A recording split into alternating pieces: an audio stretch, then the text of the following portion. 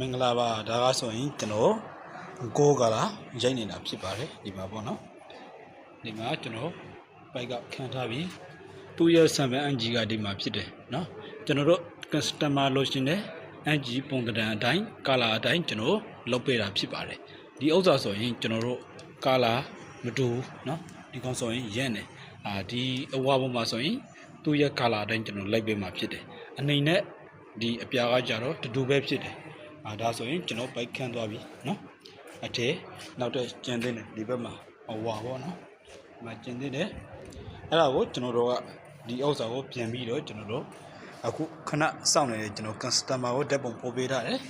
တကယ်လို့သူက confirm ဖြစ်သွားပြီဆိုရင်ကျွန်တော်ဆက်ပြီးတော့ဂျလန်တော့မယ်ဒါဆိုရင်ကျွန်တော်တို့ဘလို့တယ်ပေါ့နော်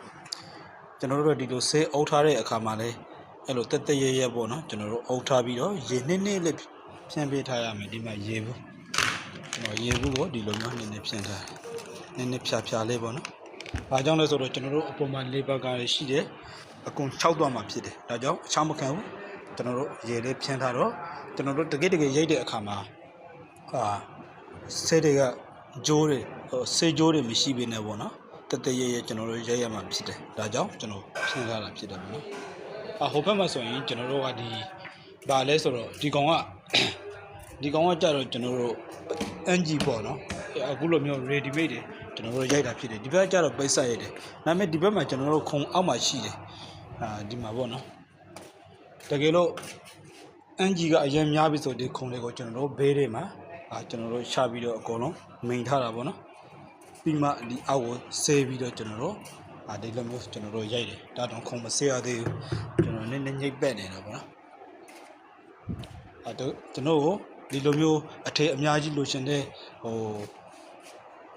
ဒီ customer တွေဟာလာမိတ်ဆွေတို့ကျွန်တော်ကိုဆက်သွယ်လို့ရပါတယ်နော်ကျွန်တော်ကိုဒီ comment အောက်မှာနေပြီးတော့ဖုန်းနံပါတ်ရဲ့နာမည်ရဲ့ကျွန်တော်ပြောထားခဲ့ကျွန်တော်ဖုန်းဆက်ပေးပါမယ်လို့နော်